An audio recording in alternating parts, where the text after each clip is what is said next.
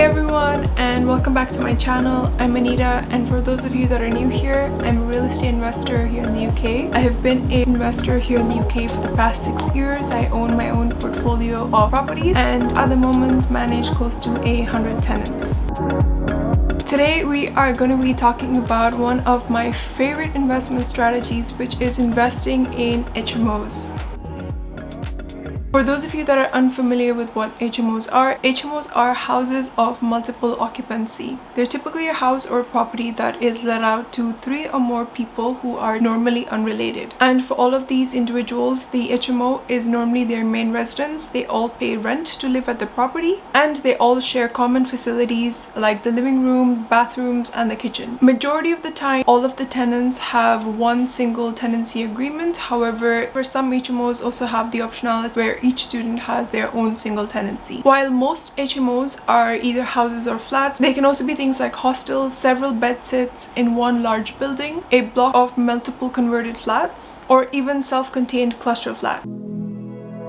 Here in the UK, you typically need an HMO license to run a large HMO, which basically is an HMO that has 5 or more tenants in it. And if your property is smaller and has fewer number of tenants, you may or may not need a license, and this depends on your local council, so it's worth investigating and finding out what the requirements are with them.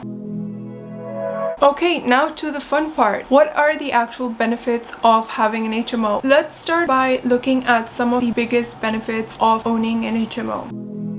The first being the high yields. HMOs typically have much higher yields than all other types of buy-to-lets. And in many instances, the yields of an HMO can even exceed 3 times that of a normal buy-to-let. According to the British Landlord Association, the average yields for HMOs in 2021, so last year, was around 7.5%, and that of the average buy-to-let was around 4%. Often, if you choose your locations wisely and can negotiate down the upfront costs, your yields can be much higher. And this is simply because rooms from HMOs are let out separately, so this basically means multiple streams of income from just one property. For example, in many student cities, you might find your normal 3-bedroom house let out to a family for around £1,400 a month. However, if you then convert this into a 6-bed HMO, you can then let out each room for around £500 per month, which then gives you £3,000 per month, which is more than double what you were getting previously.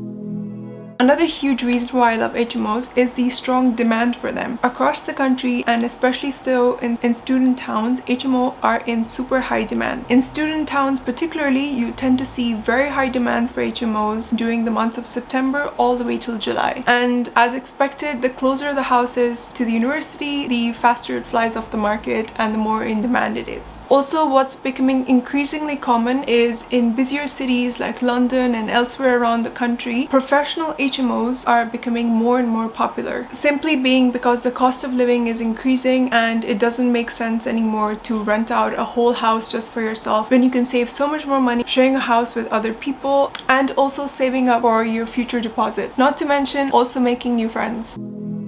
The next great benefit of HMOs is the lower risk of rent arrears. Now, because you're renting the property out to multiple different tenants who are either all under one AST or have separate tenancies, they're all responsible individually for their own rental payments. This means that even if one tenant doesn't pay, you still have 4 other people paying, and most of the times, once you start chasing the one tenant who doesn't pay, likely to get either them or their guarantor to pay up. And most of the times, in the case of students, they normally pay a lump sum of the rent ahead for the entire term when they receive their student loans, so you do not usually have to worry about rent arrears. Also, this is where referencing is super important, and having good guarantors is very important in your tenant finding process.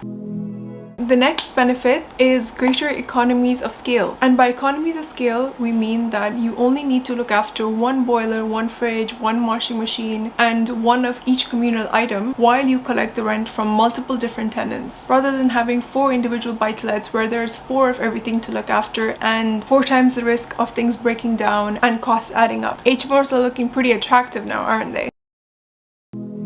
With HMOs, you also get to streamline your portfolio. Instead of having multiple single buy-to-lets with a low average yield across them and having multiple maintenance costs to deal with across all of these buy-to-lets, with HMOs you have one single high-yielding property, and you also only need to pay the management and maintenance costs for just one property as opposed to multiple others.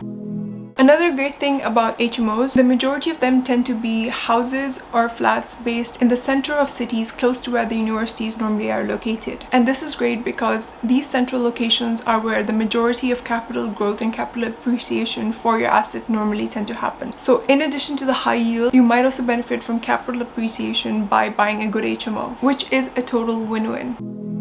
HMOs also give you a huge amount of flexibility, so this depends on the way you structure your HMO. If you're letting all of the rooms out under one single AST, there's slightly less flexibility. However, if you let out each room individually, it gives you a lot more flexibility on pricing the rooms differently based on different size and different facilities. For example, if it's ensuite, you can charge slightly higher than if it isn't. So HMOs essentially give you the flexibility to rent out your property on a room by room basis as opposed to being forced to rent it out as a whole house. And finally, tax benefits. What you spend on your HMO is considered a revenue cost as opposed to a capital cost, which means that it is tax deductible, which is great news. So now that we have looked at the amazing perks and the high yields that we can achieve from HMOs, let's also quickly touch upon the drawbacks from HMOs. The first drawback would be void periods that you would see, and these void periods are normally seen between students leaving and those moving in for the next academic year. However, these are less common in the more popular student towns, with 52 weeks tenancies being very common, and oftentimes these voids are around 2 weeks long, where you give students the time to move their stuff out and for the new tenants to move their stuff in. However, 52-week tenancies are still very common, so you might even be lucky to completely avoid these void periods. The next disadvantage is with mortgages. Many lenders are reluctant to deal with HMOs simply because they are categorized as a more difficult investment, and lenders often want to see a well-established track record being able to manage buy-to-let successfully before they give out a mortgage for an HMO. So be aware that if you are planning on buying an HMO, you're likely going to meet some challenges if you plan on taking out a mortgage, and you're likely going to need the experience to back you up to get a mortgage approved. Also, buy-to-let rates for HMO mortgages tend to be slightly higher than normal buy-to-let rates, so it's worth bearing that in mind as well. The next disadvantage is the high upfront cost. So because each room is its own individual entity and you're normally letting it out to students who are only there for 1 year, you likely need to supply the house fully furnished, which adds on to your upfront cost. In addition, you normally also have the HMO license to bear in mind, and this is normally expense of around £600 to £1,000, but this varies on council to council.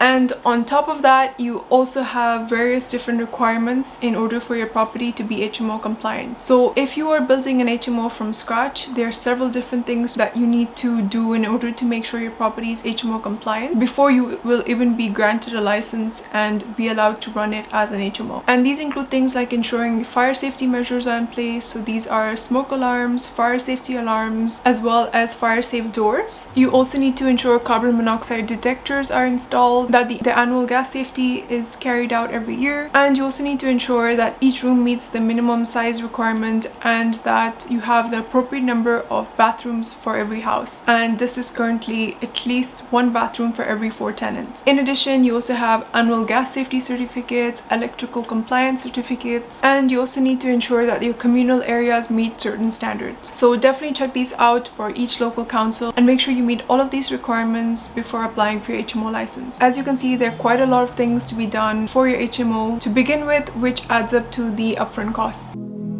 And another thing that could also add up to the costs is planning permission. So for HMOs of 6 bedrooms above, you often need planning permission in order to run that house as an HMO. However, if your HMO is 6 bedrooms and below, that falls under permitted development, so you won't need planning permission for that. However, if the area where your HMO is located has an Article 4 restriction in place, then you will need planning permission for every single HMO regardless of size. So always check if your area has Article 4 restriction in place. And with regards to the Article 4 restriction, while it's annoying having that in place because it means that you're less likely to get approval for building further HMOs, it is also of benefit if you do have an HMO and an Article 4 restriction, because it means that the value of HMO is only going to increase, and in the future you're likely to be able to sell it for a higher price than you bought it. And finally, because no good investment comes without risks, HMOs are also in the slightly riskier category among buy-to-lets, and that's simply being because you have multiple tenants, so there are more chances of things getting damaged, more wear and tear happening, more naughty things happening like crazy parties in the house. And this is where good referencing of your tenants comes in again. So you always want to make sure you know the tenants you're bringing in as well as possible, and you want to make sure that they have good guarantors in order to back them up should things go south. So as you can see, like with any investment, there are pros and cons, and it's up to you to decide whether the pros outweigh the cons. For me personally, they definitely do, and I'm a big fan of HMOs and think they're one of the best type of real estate investments out there. They're definitely on the riskier side. So as with any investment, it's worth doing your own thorough research and not jumping into anything too quickly. For me personally, I started out with your standard buy-to-let and slowly progressed to HMOs and have been dealing with them for more than 5 years now and have never had any issues apart from a few naughty management agents here and there, and only one batch of students who were a bit naughty and trashed one of my properties. And that's where your relationship with DPD, which is the student deposit agency, comes in, and is very handy to pay for the damages that the students have caused. And with regards to yields, I tend to look for yields of at least 12%, which basically comes down to negotiating the upfront costs I actually pay for the property. So I hope you guys found this video on why HMOs are the best investment useful, and I hope I have ignited your passion for HMOs as well. If you have any questions with regards to HMOs, please do feel free to leave them down in the comments below. And as always, thank you so much for watching this video. I hope it was helpful, and if you did find it helpful, please do remember to like, subscribe and share, and I can't wait to see you all in my next video. Bye guys!